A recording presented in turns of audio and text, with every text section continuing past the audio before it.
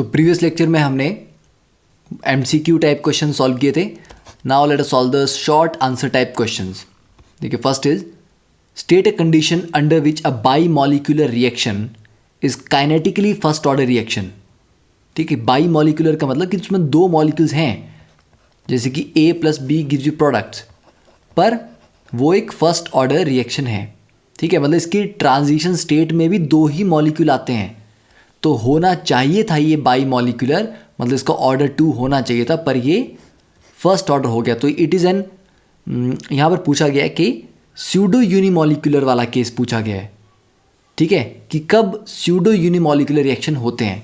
ठीक है, कि रिएक्शन को देख के या उसकी सारी चीज़ें देख के वो लगता है कि सेकंड ऑर्डर होना चाहिए पर नहीं है. तो ऐसा तब होता है जब इन दोनों में से A और B में से कोई एक एक्सेस में प्रेजेंट होगा. ठीक है, so whenever one of the reactants is present in excess amount then it is a case of pseudo unimolecular reaction. ठीक है, second is write the rate equation for the reaction. इस reaction के लिए if the order of the reaction is 0, अगर order 0 है तो rate equation आप क्या लिखोगे? K is equal to rate is equal to K, A raise to power 0 and B raise to power 0. ठीक है, third is how can you determine the rate law of the following reaction. देखो, rate law determine करने के लिए हमें क्या करना पड़ता है? हमें एक्सपेरिमेंट्स करने पड़ते हैं.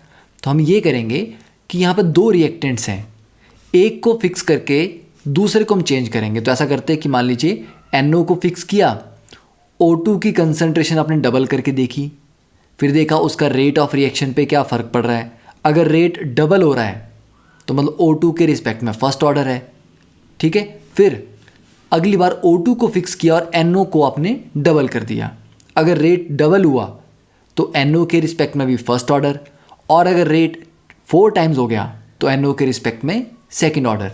तो इस तरह से हम रेट लॉ डिटरमिन करते हैं एक्सपेरिमेंटली. ठीक है, थ्योरेटिकली डिटरमिन नहीं हो सकता. Next is 36. For which type of reactions order and molecularity have the same value. तो आपको पता है कि सिर्फ एलिमेंट्री रिएक्शन के लिए, जो कि सिंगल स्टेप में होते हैं, ऑर्डर और मॉलिक्यूलरिटी की सेम वैल्यू होती है. 37. In the reaction if the concentration of reactant A is tripled और rate of reaction becomes 27 times, तो what is the order of reaction. Now 37.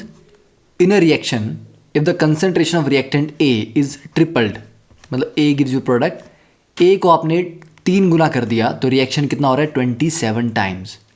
ठीक है, तो A को देखिए 3A कर दिया, तो इसकी क्या पावर मैं यहाँ पर रखूँ? N. 3 raise to power N क्या होना चाहिए? 27 होना चाहिए. तो 3 रेज टू पावर कितनी होती है? 27. 3. ठीक है, तो अगर 3A रेज टू पावर 3 होगा तो ये 27 A क्यूब आएगा. ठीक है, तो मतलब रेट क्या था? Rate is equal to K into A raise to power 3. तो A को जब आप 3 गुना करेंगे तो ओवरऑल रिएक्शन क्या हो जाएगा? 3 raise to power 3 that is 27 times. तो order of reaction is 3. 38. Derive an expression to calculate time required for the completion of zero order reaction. देखो, उसके आपको मैं अभी यहाँ पर साथ में आंसर भी दिखा देता हूँ. ठीक है, ये सारे NCERT के एग्जाम्पलर के अपने सॉल्यूशंस हैं. ठीक है, 33, 34, तो 38 पे हम, तो जीरो ऑर्डर में क्या होता है? Rate is equal to K, और रेट को क्या लिखते हैं आप? रिएक्टेंट्स के अकॉर्डिंग लिखेंगे तो -dx/dt आएगा. ठीक है, तो basically R is equal to R0 minus KT, ये इक्वेशन आपकी बनती है डिराइव होके. कंप्लीशन, जब रिएक्शन कंप्लीट हो गया तो ये R मतलब कंसंट्रेशन ऑफ रिएक्टेंट 0 हो जाएगा. ठीक है, तो तब ये जब 0 हो गया तो R0 is equal to KT, तो T हो गया R0 upon K. This is the T completion, T100. ठीक है, फिर क्वेश्चन नंबर 39 देखें तो 39 में क्या पूछा गया है? For a reaction A plus B gives you product, rate law है K into concentration of A into concentration of B raise to power 3/2, मतलब 1.5. तो ओवरऑल जो ऑर्डर है वो कितना है? 1 plus 1.5 that is 2.5. Can the reaction be an elementary reaction? क्या हो सकता है? देखो, एलिमेंट्री में ऑर्डर और मॉलिक्यूलरिटी बराबर होते हैं, पर ऑर्डर अगर 2.5 है तो मॉलिक्यूलरिटी कभी भी 2.5 नहीं हो सकती, क्योंकि मॉलिक्यूलैरिटी कभी भी फ्रैक्शनल नहीं होती। 2.5 मॉलिक्यूल आपस में कोलाइड नहीं कर सकते, 2 करेंगे 3 करेंगे, ठीक है, 2.5 नहीं कर सकते। तो ये एलिमेंट्री रिएक्शन नहीं हो सकता because molecularity can not be fractional. 40th question, for a certain reaction large fraction of molecules has energy more than the threshold. मतलब जितनी एनर्जी चाहिए थी उससे ज़्यादा एनर्जी उनके पास है। तो पहाड़ चढ़ने के लिए जो एनर्जी चाहिए थी वो उससे ज़्यादा है, फिर भी रिएक्शन स्लो है। ऐसा क्यों है? देखो, रिएक्शन कब होता है? जब कोलिजन इफेक्टिव हो, ठीक है, इफेक्टिव कोलिजन। इफेक्टिव कोलिजन की 2 रिक्वायरमेंट्स हैं। पहली है सफिशिएंट एनर्जी, ठीक है, वो यहाँ पर रिक्वायरमेंट फुलफिल हो रही है कि ये बोल रहे हैं कि उनके पास सफिशिएंट एनर्जी है। दूसरी क्या है? Correct orientation. ओरिएंटेशन भी तो होनी चाहिए ना, जिस ओरिएंटेशन में मॉलिक्यूल आपस में कोलाइड कर रहे हैं वो भी तो करेक्ट होनी चाहिए।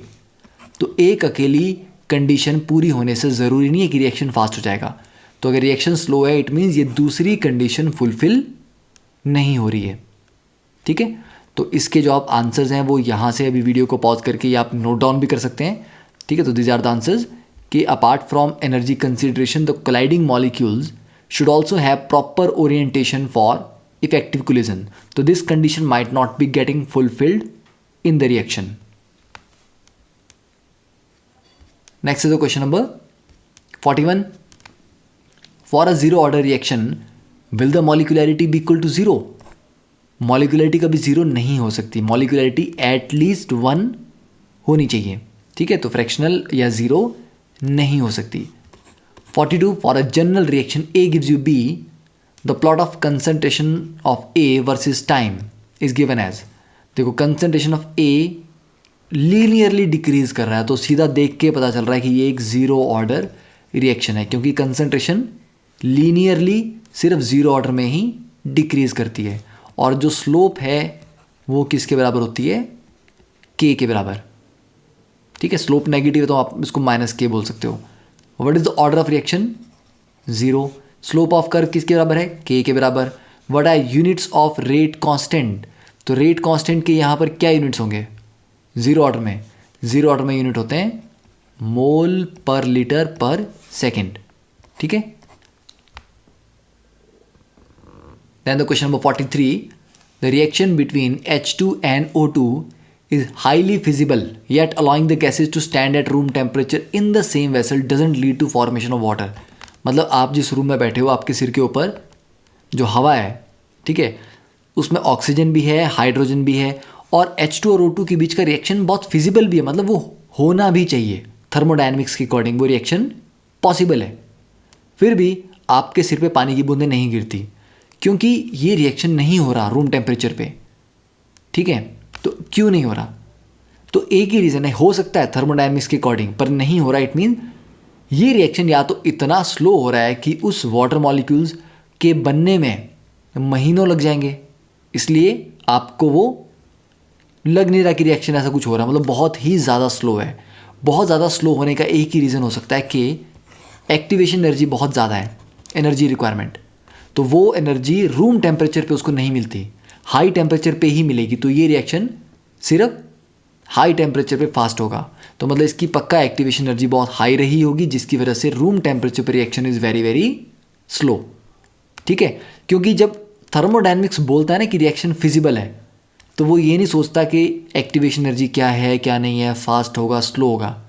Thermodynamics doesn't talk about the speed of the reaction, it only talks about the possibilities, कि पॉसिबल है, फिजिबल है, एनर्जी चेंज कितनी होगी, डेल्टा एच क्या होगा, डेल्टा जी क्या होगा, ओके। तो यहाँ आप लिख सकते हैं कि एक्टिवेशन एनर्जी हाई थी, इसकी वजह से रिएक्शन स्लो था। Then 44th question, why does the rate of reaction increases with rise in temperature. तो कुछ जैसा ज़्यादा टेम्परेचर मिलेगा तो मॉलिक्यूल्स के पास जो काइनेटिक एनर्जी है दैट इज़ 3/2 RT बढ़ेगी। ज़्यादा एनर्जी वाले फास्ट जाएंगे, फास्ट चलेंगे तो ज़्यादा कोलिजन होंगे, ज़्यादा नंबर ऑफ कोलिजन होंगे तो इफेक्टिव कोलिजन भी तो बढ़ेंगे ना, ठीक है। जब देखो रोड पे कम गाड़ियाँ चलती हैं तो कम एक्सीडेंट होते हैं, ज़्यादा गाड़ियाँ चलती हैं तो ज़्यादा कोलिजन होते हैं, ठीक है। तो more temperature gives you more kinetic energy, more velocity, more randomness, ज़्यादा नंबर ऑफ कोलिजन, तो that gives you more number of effective collision, तो ज़्यादा नंबर ऑफ मॉलिक्यूल्स इस बैरियर को क्रॉस कर सकते हैं, ठीक है, हाई टेम्परेचर पे।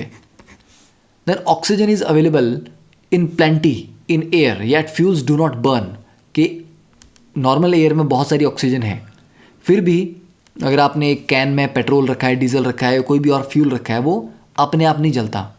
तो फ्यूल के जलने के लिए आपको क्या चाहिए, मतलब जलने के लिए क्या चाहिए, फ्यूल चाहिए, ऑक्सीजन चाहिए और हीट चाहिए। तो फ्यूल है, O2 है एयर में, ये हीट क्यों चाहिए, उसकी एक्टिवेशन एनर्जी, क्योंकि फ्यूल को जलने के लिए कुछ रिएक्शन करना है ना, रिएक्शन करने के लिए उसको ये एक्टिवेशन एनर्जी का बैरियर क्रॉस करना पड़ेगा।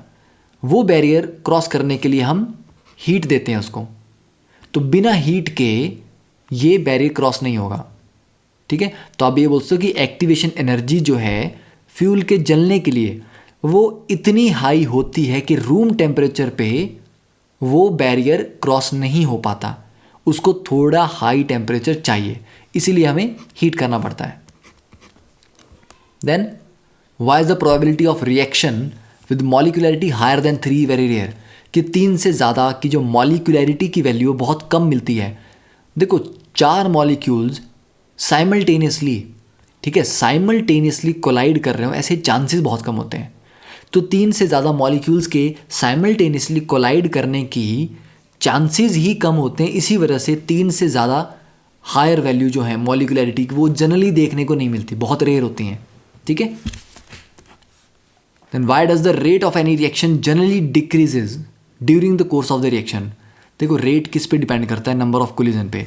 जब स्टार्टिंग में आपके पास 100 मॉलिक्यूल थे, 100 मॉलिक्यूल के नंबर ऑफ कोलिजन भी कुछ रहे होंगे, थोड़ी देर बाद 100 से 80 रह गए, 80 से फिर 60 रह गए, धीरे धीरे कम हो रहे हैं ना, नंबर ऑफ मॉलिक्यूल्स कम होंगे तो उनमें होने वाले कोलिजन भी तो कम होंगे, ठीक है। तो जैसे जैसे नंबर ऑफ कोलिजन कम होते जाते हैं, नंबर ऑफ इफेक्टिव कोलिजन भी कम होते जाते हैं, ठीक है। तो इसलिए धीरे धीरे रेट कम होता जाता है। एक्सेप्शन क्या है, जीरो ऑर्डर, क्योंकि जीरो ऑर्डर कंसंट्रेशन पर डिपेंड ही नहीं करता। फिर 48, ठीक है, यहाँ पे ये भी बोलते हो कि रेट इज इक्वल टू के इंटू कंसंट्रेशन ऑफ रिएक्टेंट। ये रिएक्टेंट की कंसंट्रेशन कम होगी तो रेट भी कम होगा, क्योंकि डायरेक्टली प्रोपोर्शनल है, ठीक है। फिर thermodynamic feasibility of a reaction alone can not decide the rate of a reaction. देखो थर्मोडायनेमिक्स बोलती है कि ठीक है रिएक्शन हो जाना चाहिए, पर कितना फास्ट है कितना स्लो है ये नहीं बताती। जैसे कि अभी हमने बात की कि H2 plus O2 gives you H2O, ये थर्मोडायनेमिक्स के अकॉर्डिंग फिजिबल है, होना चाहिए, पर शायद इतना स्लो है कि आप इसको ऑब्जर्व नहीं कर पाते, ठीक है। तो वो रेट ऑफ रिएक्शन की बात कभी भी नहीं करता, स्पीड क्या होगी उसके बारे में कभी भी थर्मोडायनेमिक कुछ नहीं बोलती। एक और एग्जांपल आप इसका ले सकते हो कि graphite is the most stable allotrope of carbon, ठीक है ना। तो मतलब है कि जो डायमंड है वो कम स्टेबल है, तो कम स्टेबल वाले को मोर स्टेबल वाले में कन्वर्ट हो जाना चाहिए। तो आपके घर पे जो डायमंड पड़ा है उसको थोड़े दिनों में धीरे धीरे अपने आप ही ग्रेफाइट में कन्वर्ट हो जाना चाहिए। क्यों? क्योंकि ग्रेफाइट इज़ मोर स्टेबल, और थर्मोडायनेमिक्स बोलती है कि मोर स्टेबल चीज़ें बनती हैं, अपने आप बनती हैं। पर ऐसा नहीं कि रिएक्शन नहीं हो सकता, ये रिएक्शन इतना ज़्यादा स्लो है कि ये मिलियंस ऑफ ईयर्स लग सकते हैं इसको होने में। बहुत स्लो क्यों है? ठीक है, ग्राफ में देखेंगे तो डायमंड से नीचे आएगा ग्रेफाइट, यहाँ डायमंड है और तो यहाँ ग्रेफाइट है, पर ये हाइट भी तो क्रॉस करनी पड़ेगी ना। तो ये एक्टिवेशन एनर्जी डायमंड से ग्रेफाइट में जाने के लिए इतनी हाई है कि रिएक्शन बहुत स्लो होता है। H2 plus O2 gives you H2O में भी यही है, रिएक्शन हो जाना चाहिए, पर ये जो हाइट इतनी ज़्यादा है कि वो एक्टिवेशन एनर्जी रूम टेम्परेचर पे नहीं मिलती, ठीक है। Next is in the redox titration of KMnO4 versus oxalic acid. हम ऑक्जेलिक एसिड सॉल्यूशन को हीट करते हैं स्टार्ट करने से पहले। टाइट्रेशन क्यों करते हैं? क्योंकि ये रिएक्शन इतना स्लो होता है कि रूम टेम्परेचर पे नहीं होगा, तो हम उसको हीट करके उसका टेम्परेचर बढ़ाते हैं ताकि स्पीड ऑफ रिएक्शन बढ़े। नहीं तो आप सुबह रिएक्शन स्टार्ट करोगे और रात हो जाएगी, अगला दिन भी हो जाएगा और आप लैब में बैठे रहोगे, ठीक है। तो रिएक्शन को फास्ट करने के लिए हम सॉल्यूशन को हीट करते हैं। Then 50th question, why can't molecularity of any reaction be equal to 0? क्योंकि molecularity is the number of molecules दो जो आपस में कोलाइड कर रहे हैं साइमल्टेनियसली. 0 मॉलिक्यूल कैसे कोलाइड करेगा? तो 0 नहीं हो सकती. Then why molecularity is applicable only for elementary reaction? देखो कॉम्प्लेक्स रिएक्शन जो होता है ना वो नंबर ऑफ स्टेप्स में होता है, 2 स्टेप में, 3 में, 4 में, 5 में. ठीक है, तो मॉलिकुलरिटी का मतलब कि एट अ टाइम एक स्टेप में कितने मॉलिक्यूल कोलाइड किए. मान लो पहले स्टेप में 2 कर रहे हैं, अगले स्टेप में 1 ही कर रहा है, अगले स्टेप में 3 कर रहे हैं. तो यार मैं ये बोल सकता हूँ कि पहले स्टेप में 2 मॉलिक्यूल कोलाइड किए तो मॉलिकुलरिटी 2 है, अगले स्टेप में 1 कर रहा है तो मॉलिकुलरिटी 1 है, तीसरे स्टेप में 3 कर रहे हैं तो मॉलिकुलरिटी 3 है. मैं ओवरऑल रिएक्शन के लिए कैसे डिफाइन कर दूँ कि 3 + 1 + 2 मतलब 6 मॉलिक्यूल इकट्ठे तो कोलाइड नहीं कर रहे हैं ना. तो मॉलिकुलरिटी होता है number of molecules which collide simultaneously. तो ये पर स्टेप ही डिफाइन की जा सकती है. ठीक है, नंबर ऑफ स्टेप्स के लिए इकट्ठी डिफाइन नहीं हो सकती. ठीक है, then why can we not determine the order of reaction by taking into consideration? तो ऑर्डर जो है वो किस पे डिपेंड करता है? स्लोएस्ट स्टेप पे. बैलेंस्ड केमिकल इक्वेशन को देख के आप बता सकते हो कि इसका स्लोएस्ट स्टेप क्या है? नहीं बता सकते. ठीक है, अब देखो इसके सॉल्यूशन जो एनसीईआरटी ने लिखे हैं, these are the solution according to NCERT. Okay, तो ये आप यहाँ पर कहानी सुन सकते हो, देख सकते हो, पढ़ सकते हो. 52 क्वेश्चन का देखो इन्होंने बहुत अच्छी एक्सप्लेनेशन लिखी है कि balanced chemical equation often leads to incorrect order. For example ये इन्होंने कॉम्प्लिकेटेड सा रिएक्शन लिखा, तो इसको देख के लगता है कि 1 + 6 + 3 10, तो इसको ये तो 10th ऑर्डर होना चाहिए, पर एक्चुअली ये सेकंड ऑर्डर रिएक्शन है. क्यों? क्योंकि ये रिएक्शन एक ही स्टेप में नहीं होता, ये कॉम्प्लेक्स रिएक्शन जो कि मल्टीपल स्टेप्स में हो रहा है. उन मल्टीपल स्टेप्स में जो स्लोएस्ट स्टेप होगा वो रेट डिटर्मिनिंग होगा, उस पे ऑर्डर ऑफ रिएक्शन डिपेंड करेगा. ठीक है, तो इसलिए हम रिएक्शन को देख के नहीं बता सकते what will be the order of reaction. तो that completes our short answer type question. Next we will start with the matching type questions. ठीक है, मैच द कॉलम. तो देखिए फर्स्ट 53 में लेफ्ट राइट मैच करने हैं. ठीक है, match making. Rate versus concentration. देखो रेट कंसंट्रेशन के साथ बढ़ रहा है, ध्यान देना, रेट वर्सेस टाइम नहीं है, रेट वर्सेस कंसंट्रेशन है, लीनियरली बढ़ रहा है. तो मतलब rate is directly proportional to concentration. Square भी नहीं हो सकता, स्क्वायर में पैराबोला आ जाएगा. लीनियर है तो मतलब कंसंट्रेशन रेज़्ड टू पावर 1 है, तो फर्स्ट ऑर्डर है. ठीक है, तो 1 का क्या आ जाएगा? ए. ठीक है, फर्स्ट ऑर्डर. उसके बाद रेट कंसंट्रेशन के साथ कांस्टेंट है, मतलब कंसंट्रेशन आप बढ़ा रहे हो, रेट पे कोई फर्क नहीं पड़ रहा, तो rate is independent of concentration, constant है, 0 ऑर्डर. तो सेकंड का क्या हो जाएगा? B, 0 order. फर्स्ट इसका फर्स्ट ऑर्डर. थर्ड का कंसंट्रेशन टाइम के साथ लीनियरली डिक्रीज कर लिए, लीनियरली. ये कब होता है? मतलब इसकी जो स्लोप है वो क्या है? कांस्टेंट है, कांस्टेंट स्लोप है ना. तो कंसंट्रेशन वर्सेस टाइम मतलब dx/dt, इसी को हम रेट बोलते हैं. और ये dx/dt ही स्लोप है जो कांस्टेंट है, तो रेट कांस्टेंट है. तो रेट कांस्टेंट कब होता है? 0 ऑर्डर में, तो इसका भी बी. फोर्थ का log of concentration versus time. अब देखो लॉग ऑफ कंसंट्रेशन करना है ना, ठीक है, तो क्या आएगा यहाँ पर? हम क्या कर सकते हैं, जैसे कि फर्स्ट ऑर्डर के लिए देखें तो k = 2.303/t log C0/Ct. ठीक है, तो यहाँ पर कंसंट्रेशन वर्सेस टाइम, तो kT/2.303 = log ऑफ C0/Ct. तो देखो ऑब्वियस ही बात है, C0/Ct बेसिकली कंसंट्रेशन ही तो रहेगा. ठीक है, तो ये टाइम के साथ, हाँ C0/Ct को आप ये लिख सकते हो, इसको भी एक्सपेंड कर सकते हो, log C0 minus log Ct.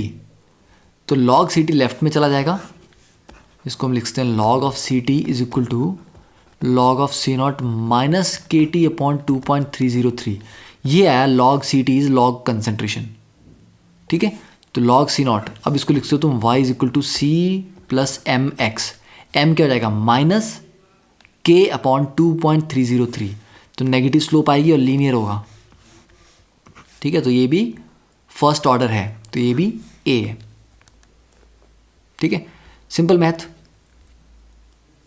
Now the question number 54, catalyst altars the rate of reaction, yes rate को फास्ट भी कर सकता है स्लो भी कर सकता है, ठीक है, तो cannot be fraction of zero, ये तो मॉलिक्युलरिटी के बारे में होता है, प्रॉपर ओरिएंटेशन नहीं, by lowering the activation energy, yes, तो कैटलिस्ट कैसे करता है रेट को alter, lowering the activation energy, तो फर्स्ट का क्या रहेगा सी, तो फर्स्ट का answer is C.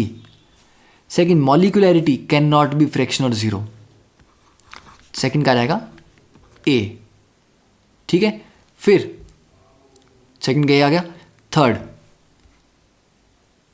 Second half life of first order reaction, second half life, पहली हाफ लाइफ में फर्स्ट ऑर्डर क्या होता है, मान लो 100 से 50 क्या, अगली हाफ लाइफ में वो 50 से और आधा हो जाता है, 25 बचता है, मतलब 75% कंप्लीट हो रहा है, ठीक है, तो second half life of first order reaction can not be proper orientation नहीं, is the same as first, क्या होगा इसका, same as first, second half life क्या होती है, सेम होती है ना, पहली हाफ लाइफ कितनी है, मतलब जो अमाउंट बचा है उसको आधा करने में कितना टाइम लग रहा है, टी हाफ, अब जो अमाउंट आया उसको भी आधा करने में उतना ही टाइम लग रहा है, तो अगली हाफ लाइफ भी पहले वाली के ही बराबर है। आप बोलोगे सर हाफ लाइफ तो हाफ लाइफ ही बराबर ही होगी, देखो जीरो ऑर्डर में अगर 100 से स्टार्ट करते हैं, मैं बोलता हूँ कि 10 मिनट में ये 50 हो गया, अगले 10 मिनट में क्या हो रहा है, ये ज़ीरो हो जा रहा है ना, तो 100 से 50 इस 10 को मैं टी हाफ बोल सकता हूँ, 50 से ज़ीरो होने को तो मैं टी हाफ नहीं बोल सकता ना, तो अगला टी हाफ क्या होना चाहिए था कि 50 से 25 कितने टाइम में हुआ, 10 में तो नहीं होगा ना, 10 से कम में होगा, क्योंकि 10 में तो 50 से ज़ीरो हो जा रहा है, तो ये 10 जो है इस स्टेप के लिए टी हाफ नहीं हो सकता, हाँ पहले स्टेप के लिए ये टी हाफ है, पर फर्स्ट ऑर्डर में हर स्टेप का टी हाफ बराबर होता है, तो it is the same as the first, तो थर्ड का आ जाएगा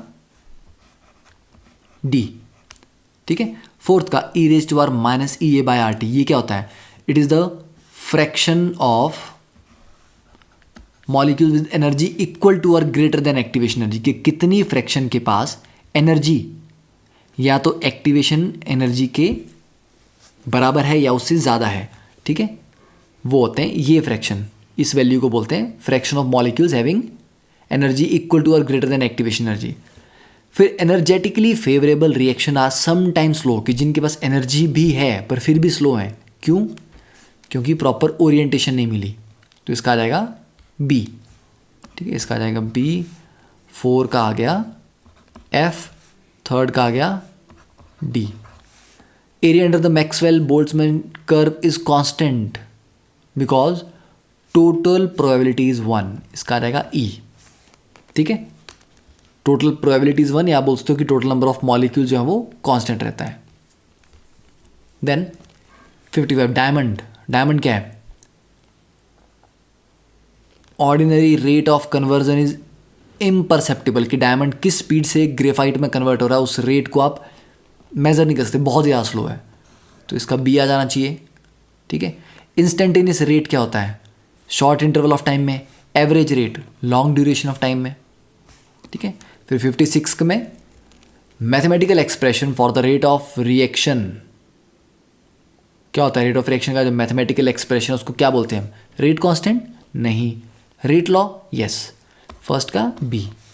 फिर rate of reaction for zero order reaction किसके बराबर होता है, रेट कांस्टेंट के, unit of rate constant for zero order is same as that of rate of reaction, D. Order of a complex reaction is determined by the slowest step, C. तो that completes match the column type, ठीक है। अब इसके बाद the assertion reason and then we will complete the section. देखो पहला दिया तो both assertion reason are correct, reason is correct explanation. चलो देखते हैं question 57, 8, 9, okay. Order of reaction can be zero और फ्रैक्शनल, यस हो सकता है, ठीक है, तो assertion is correct.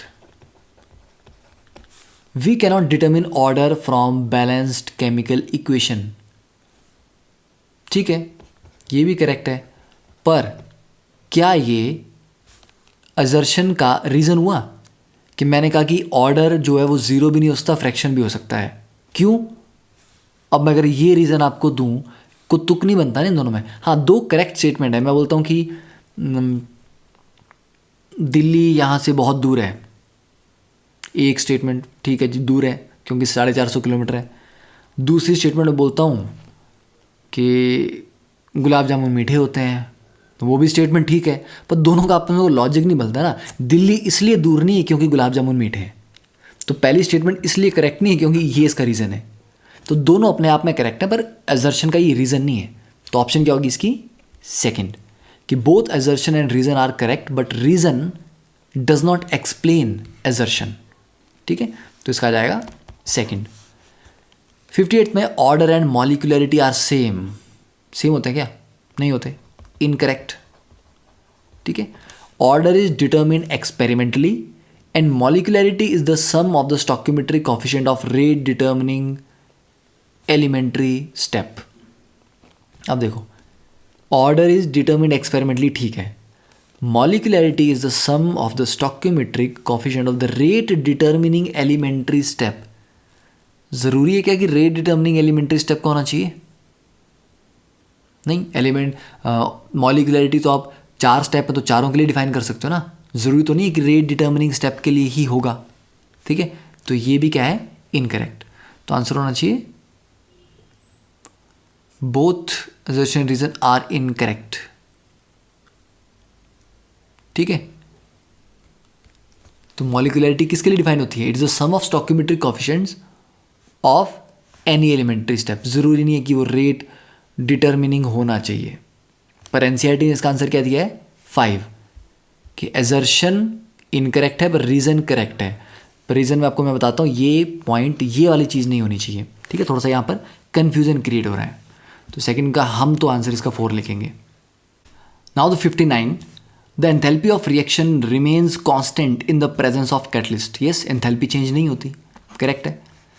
The catalyst participating in the reaction forms different activated complex and lower down the activation energy, but difference in energy of reactant and product remains the same. ये भी correct है और reason भी है कि क्यों enthalpy change नहीं होती, उसका रीज़न भी है.